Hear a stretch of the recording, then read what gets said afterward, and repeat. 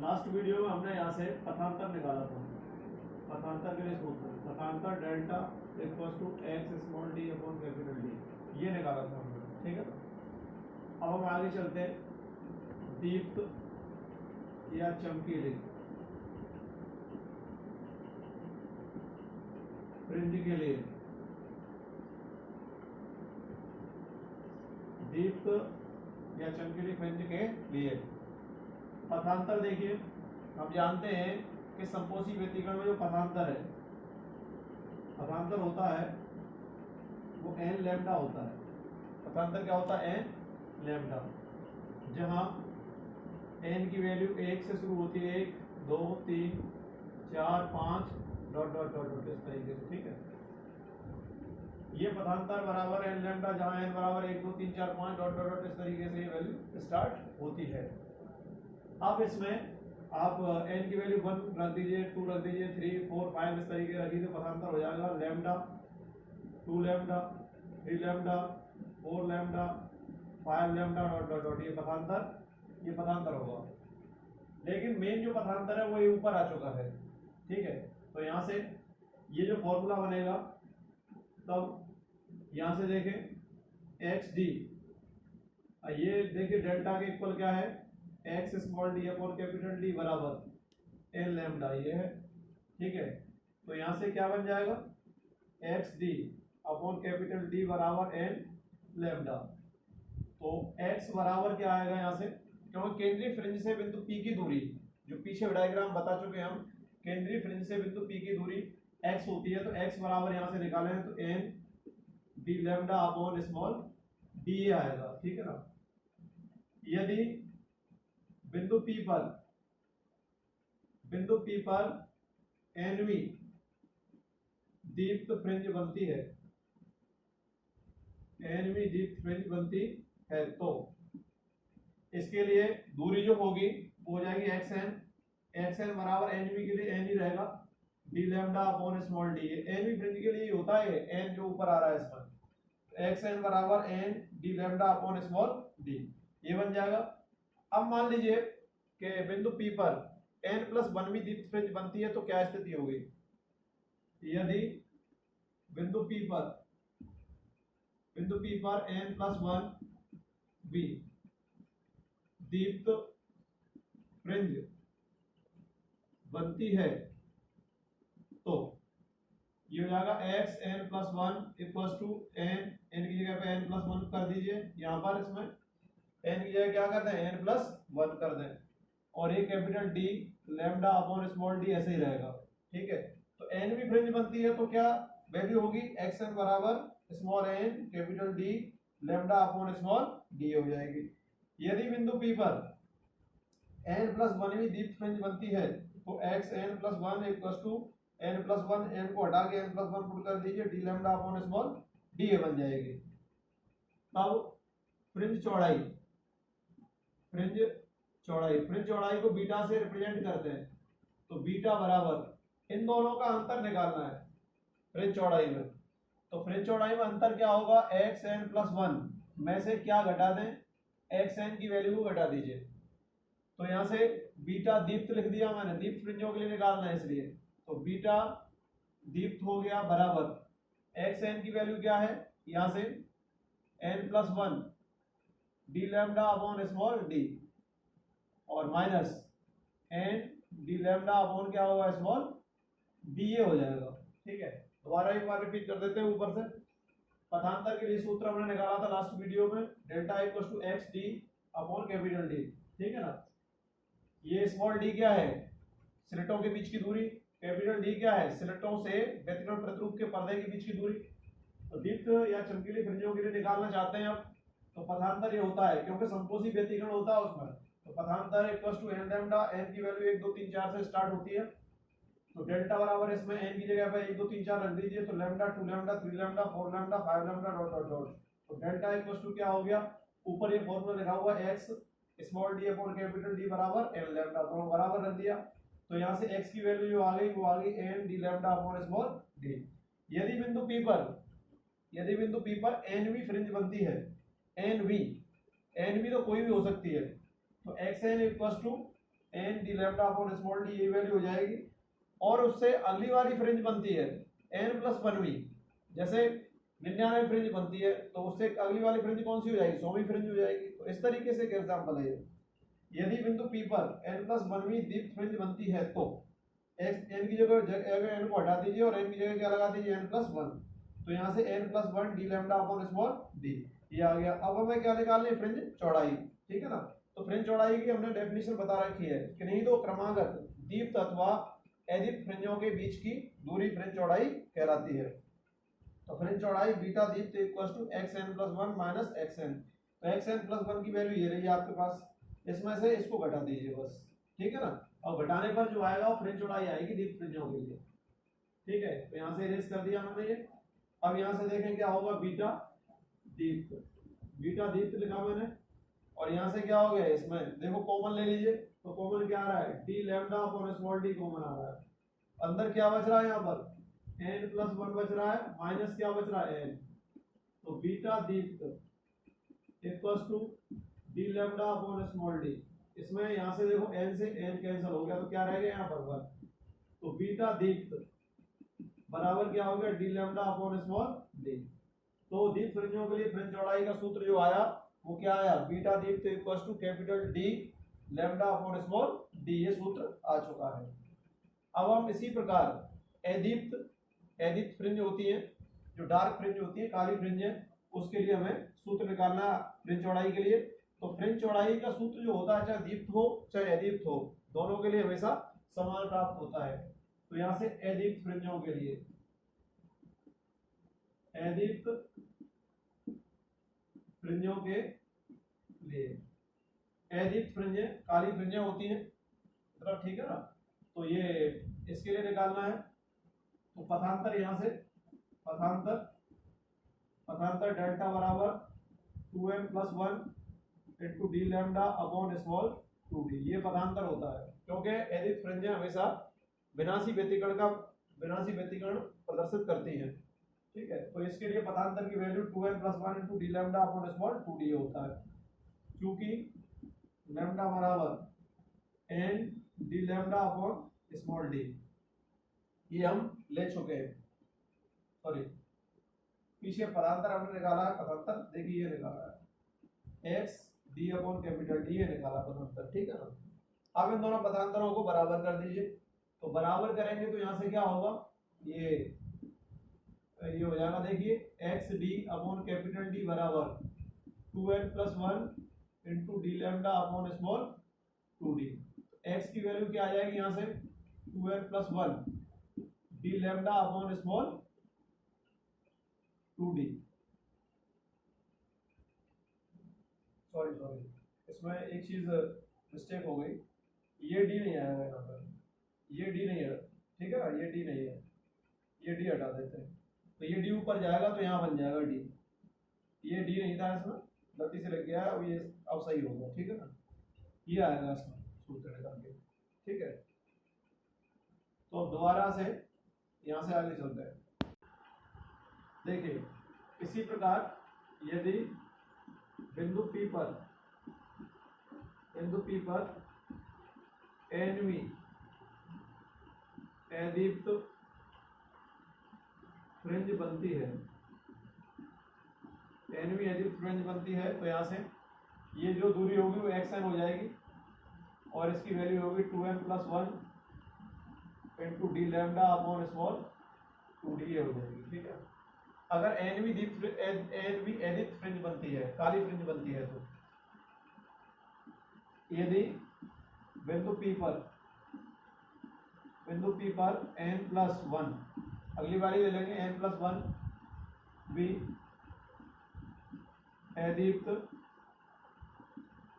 Fringe बनती है, तो n प्लस 1 भी अदीप्त फ्रिंज बने तब क्या होगा, n को हटा दीजिए और n की जगह n प्लस 1 लगा दीजिए। xn इक्वल्स टू हो जाएगा 2n plus 1 into D lambda upon small 2d, ये बन जाएगा, ठीक है। अब यहाँ से इरेज कर देते हैं, इसको यहाँ से हटा दीजिए, तो देखिए क्या बनेगा, ये इसको खोलेंगे तो यहाँ से xn इक्वल्स टू 2 से मल्टीप्लाई कर दीजिए तो 2n+2 और ब्रैकेट के अंदर क्या है +1 है यहाँ पर, ठीक है। और यहाँ पर क्या है d lambda upon small 2d ये लिखा हुआ है। तो यहाँ से क्या हो जाएगा n+1, ये n+1, ठीक है। तो x n+1 इक्वल्स टू क्या हो गया यहाँ से 2 और 1 3, तो 2n+3, ठीक है। D lambda upon small 2d ये आ गया।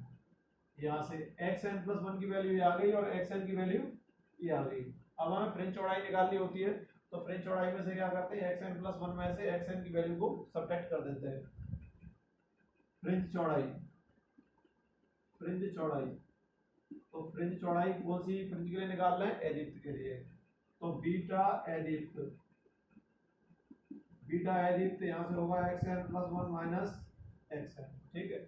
ये हो जाएगा, तो यहाँ से देखिए बीटा एदीप्त बराबर ये xn+1 की वैल्यू ऊपर रखी हुई है 2n+3 और यहाँ से हो गया D lambda upon small 2d minus ये हो जाएगा 2n+1 into D lambda upon small 2d ये बनता है, ठीक है ना। अब क्या करें इसमें से कॉमन ले लें, जो कॉमन आएगा उसको लिखेंगे यहाँ से। तो कॉमन क्या आ रहा है d lambda upon small 2d ये कॉमन आ रहा है। देखो D lambda upon small 2d, D lambda upon small 2d और अंदर क्या बच रहा है 2n+3 और माइनस 2n+1 ये बच रहा है इसमें। तो यहाँ से बीटा, बीटा एदीप्त equals to D lambda upon small 2d। यहाँ से देखिए क्या करें इसमें से 2n+3 माइनस 2n-1 ये कर दीजिए, तो 2n से 2n कैंसिल हो जाएगा यहाँ पर। तो यहाँ पर क्या बचेगा बीटा एदीप्त equals to D lambda upon small 2d ये बचेगा। और यहाँ से 3 में से -1 गया तो कितना बचा 2, 2 से आप 2 कैंसिल कर दीजिए, तो 2 से 2 कैंसिल करेंगे तो यहाँ जो वैल्यू आएगी मैं लिख देता हूँ बीटा एदीप्त बराबर capital D lambda upon small D. ये सूत्र आता है जो पीछे भी हम दीप्त फ्रिंजों के लिए हमने यही सूत्र निकाला था। तो बीटा दीप्त बराबर आया था D capital D lambda upon small d, और यहाँ पर भी बीटा एदीप्त बराबर capital D lambda upon small D, ठीक है ना। तो काली फ्रिंजें हो या चमकीली फ्रिंजें, किसी प्रकार की फ्रिंजें हो दोनों में से, तो दोनों के लिए जो फ्रिंज चौड़ाई का सूत्र है वो समान प्राप्त होता है। तो हम यहाँ पर लिख सकते हैं नीचे, ठीक है। देखिए क्या लिखना होगा, अतः दीप्त अथवा एदीप्त फ्रिंजों की फ्रिंज चौड़ाई, फ्रिंज चौड़ाई समान प्राप्त होती है, समान प्राप्त होती है, ठीक है।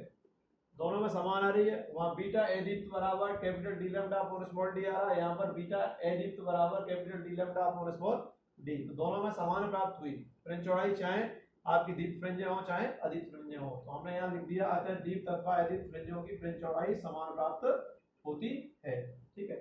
ये टॉपिक यहाँ से खत्म हो गया। अब कोणीय चौड़ाई निकालेंगे, कोणीय चौड़ाई के सूत्र निकालेंगे। तो देखिए क्या होगा, ठीक है। कोणीय चौड़ाई के लिए सूत्र यहाँ लिख देते हैं, फ्रिंजों की कोणीय चौड़ाई, फ्रिंजों की कोणीय चौड़ाई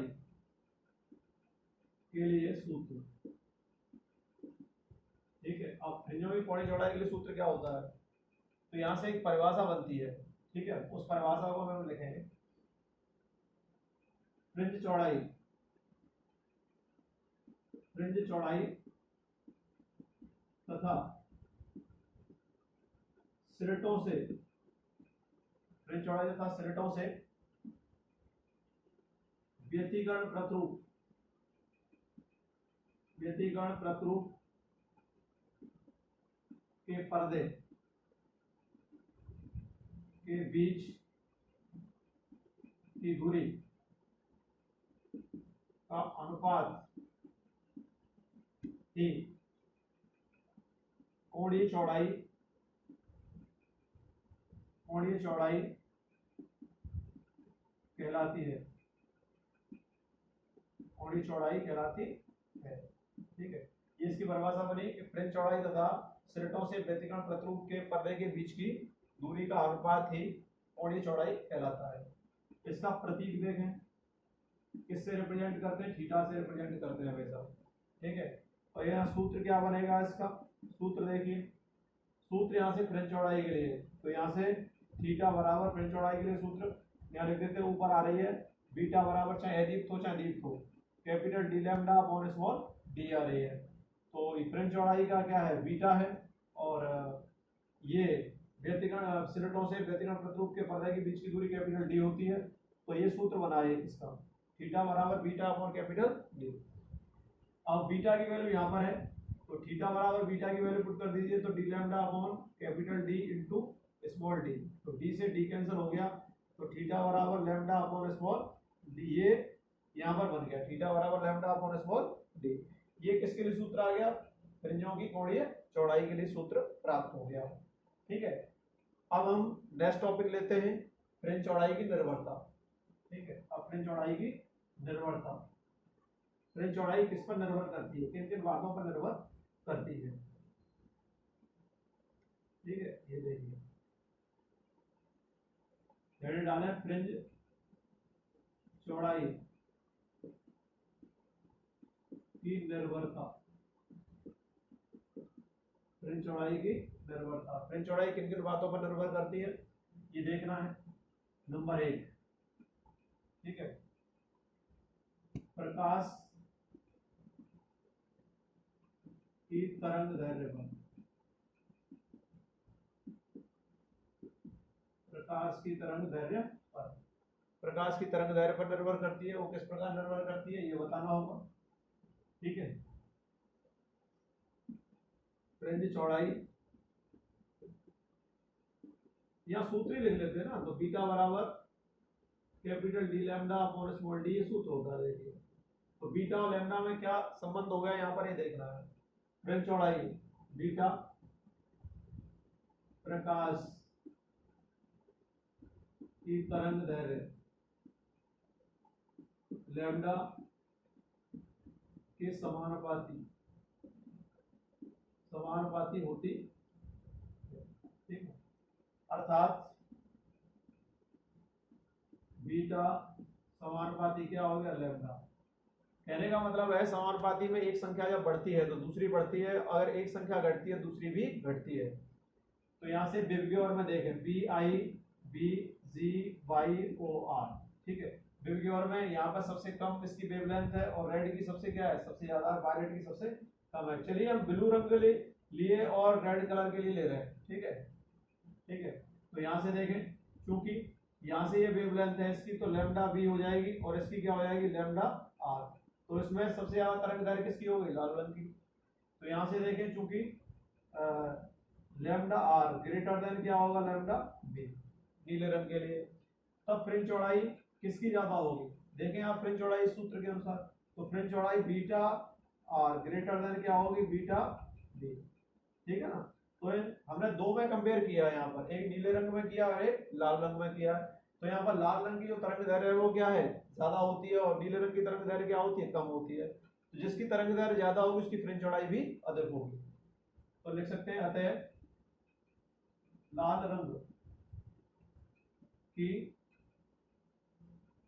फ्रिंज चौड़ाई, लाल रंग की फ्रिंज चौड़ाई नीले रंग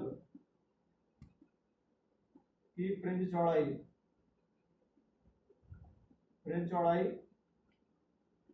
से अधिक होती है, ये होता है। ठीक है ना, अब दूसरा पॉइंट ले, अब दूसरा पॉइंट किस किस में ले, बीटा और स्मॉल डी में ले लेंगे। ठीक है, नंबर 2 लेते हैं यहाँ पर, नंबर 2 देखिए क्या होगा,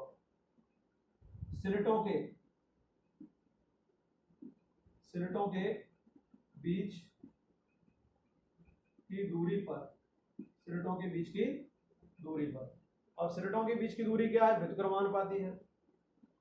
फ्रिंज चौड़ाई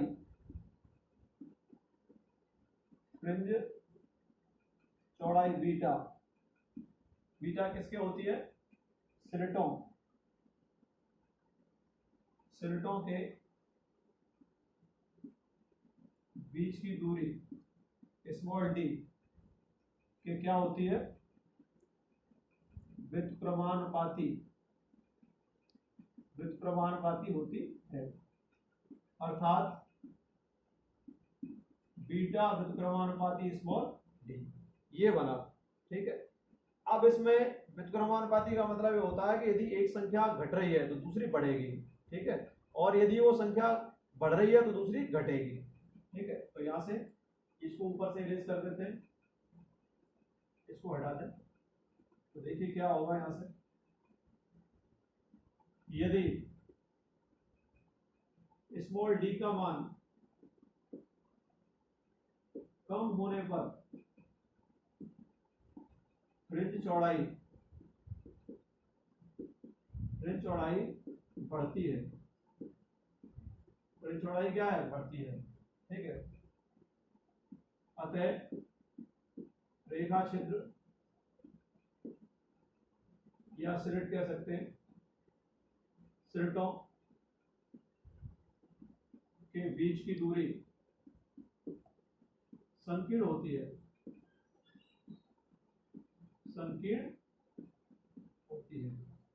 जितनी डी की वैल्यू कम होगी उतनी बीटा की वैल्यू क्या होगी, बढ़ जाएगी। तो स्मॉल डी पर इस प्रकार ये निर्भर करता है। स्मॉल डी की वैल्यू मैंने लिखा, स्मॉल डी का मान कम होने पर फ्रिंज चौड़ाई बढ़ती है, फ्रिंज चौड़ाई बढ़ जाएगी।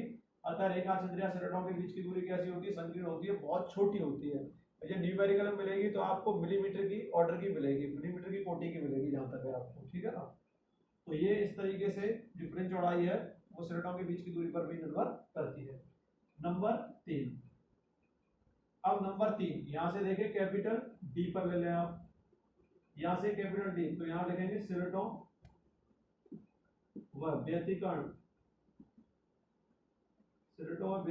प्रतिरूप के पर्दे, व्यतिकर्ण प्रतिरूप के पर्दे के बीच की दूरी पर। ठीक है, व्यतिकर्ण प्रतिरूप के पर्दे के बीच की दूरी पर, जो हमने यहाँ से देखिए दो चित्र बनाए थे, यहाँ से S1 लिखा था और यहाँ पर S2 लिखा था, और एक पर्दा ये था, दोनों के बीच की दूरी यहाँ पर कैपिटल डी थी। तो ये S1 S2 क्या है, यहाँ से जो दूरी ली थी वो स्मॉल डी ली थी पीछे डायग्राम में हमने, और यहाँ जो दूरी ली थी वो क्या ली थी, कैपिटल डी। तो ये संकीर्ण रेखा चित्रों से व्यतिकर्ण प्रतिरूप का पर्दा ये है, इस तक के जो बीच की दूरी होती है वो क्या होती है, कैपिटल डी होती है। तो इस पर ये निर्भर करती है। तो यहां से हम लिख सकते हैं ऊपर कि फ्रिंज चौड़ाई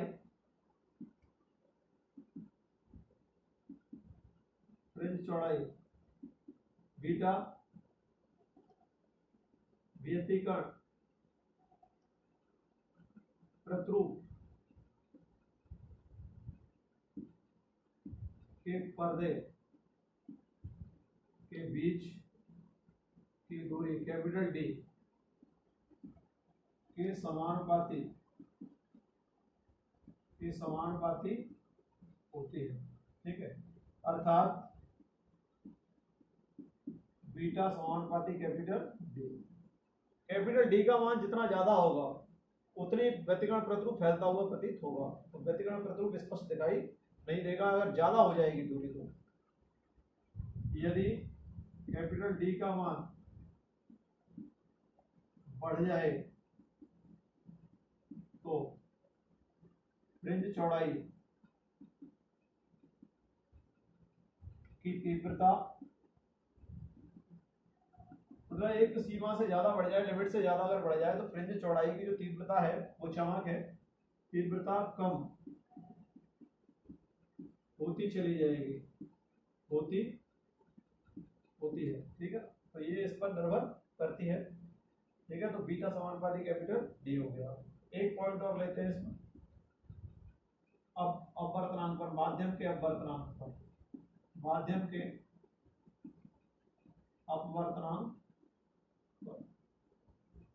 अपवर्तनांक पर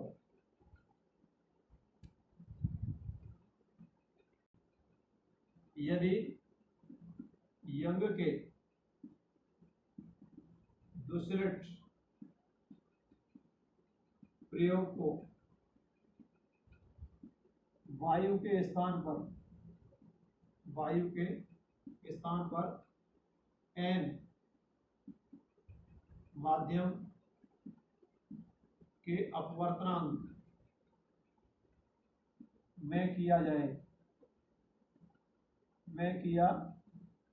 जाए तो तरंग दैर्घ्य लैम्डा से घटकर लैम्डा डैश हो जाती है, तब लैम्डा डैश बराबर लैम्डा अपॉन एन, ये तो तरंग दैर्घ्य हो जाएगी। ठीक है, मैंने लिखा यदि यंग के दूसरे प्रयोग को वायु के स्थान पर वायु नहीं ली जाए, अगर कोई सी अपवर्तनांक में माध्यम में किया जाए के स्थान पर एन माध्यम के अपवर्तनांक में किया जाए तो तरंग दैर्घ्य लैम्डा से घटकर क्या हो जाती है, लैम्डा डैश हो जाती है। क्यों हो जाती है? क्योंकि लैम्डा डैश बराबर लैम्डा अपॉन स्मॉल एन, अपवर्तनांक का वेवलेंथ में क्या लग रहा है, भाग लग रहा है, इसलिए जब अपवर्तनांक का भाग लग रहा है उसमें तो तरंग दैर्घ्य क्या हो जाएगी, घट जाएगी। तथा फ्रिंज चौड़ाई, और फ्रिंज चौड़ाई तरंग दैर्घ्य की क्या होती है, समानुपाती होती है। तथा फ्रिंज चौड़ाई बीटा डैश बराबर क्या होगा, बीटा अपॉन स्मॉल एन।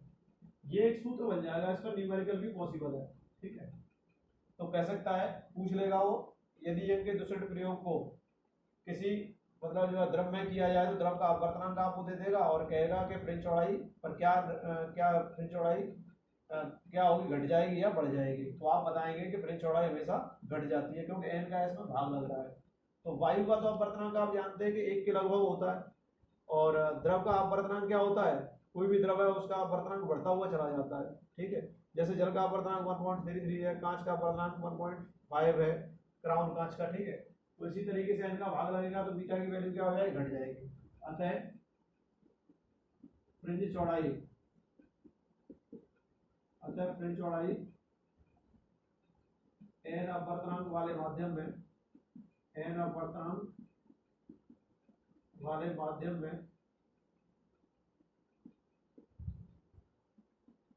घट जाती है। ठीक है ना, तो घट जाती है, क्या हो गई, घट गई यहाँ से। ठीक है, ये इसकी क्या आ गई, निर्भरता आ गई, किसकी आ गई, फ्रिंज चौड़ाई की निर्भरता। ये 4 पॉइंट मुख्य रूप से थे। एग्जांपल लेते हैं, ठीक है ना, जैसे 12.3 है, तो 12.3 आप बुक से पढ़ लेना, मैं डायरेक्ट इसको एग्जांपल को करा देता हूँ। यहाँ से प्रश्न से जो दिया है उसको लिखते हैं। प्रश्न दिया गया है कि प्रकाश की जो आयामों का अनुपात है, जो दो तरंगों के आयामों का अनुपात दे रखा है, A1 अपॉन A2 बराबर दे रखा है 3/2 दे रखा है, और इसमें पूछा है A maximum upon A minimum, ये पूछा गया है। दूसरा इसमें एक और चीज निकालनी है हमें, I maximum upon I minimum, ये दोनों का अनुपात यहाँ निकालना। तो A maximum upon A minimum का अनुपात निकालना, A maximum upon I minimum का अनुपात आपको निकालना है। तो यहाँ से देखेंगे आप, तो यहाँ से A मैक्सिमम बराबर हम पीछे बता चुके हैं A1 प्लस A2 होता है। ठीक है, और A मिनिमम इसको भी निकाल चुके हैं हम, A1 माइनस A2 ये होता है। ठीक है, तो यहाँ से देखें, अगर कंपैरिजन करें तो A1 की वैल्यू क्या होगी 3 और A2 की वैल्यू क्या होगी 2 हो जाएगी।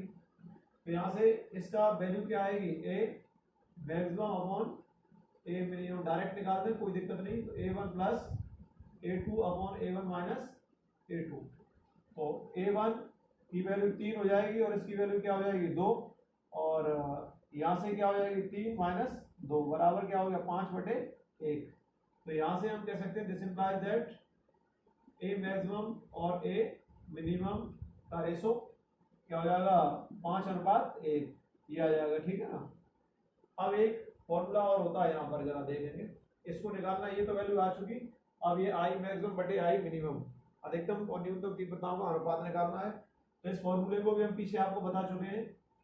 तो I मैक्सिमम बटे I मिनिमम बराबर A1 प्लस A2 का whole square upon A1 minus A2 का होल स्क्वायर, ये हो सकता है, या A मैक्सिमम बटे A मिनिमम का होल स्क्वायर भी कर सकते हैं आप। तो यहाँ से देखें ये कितना हो गया 3 और 2 का स्क्वायर, और यहाँ से क्या 3 माइनस 2 का स्क्वायर हो जाएगा। ठीक है, ऊपर से इसको इरेज कर देते हैं।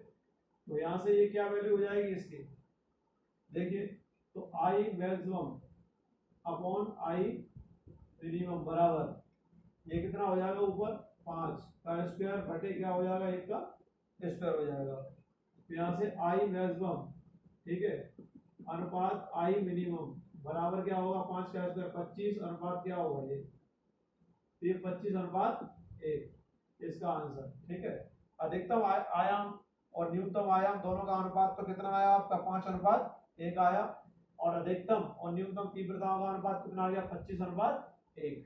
ठीक है, तो ये एग्जांपल था 12.3, इसको आप बुक से थ्योरी को पढ़ लेंगे। ठीक है, और इसके बाद हम एक एग्जांपल और कराएंगे 12.4 बाद में। ठीक है, नेक्स्ट वीडियो में।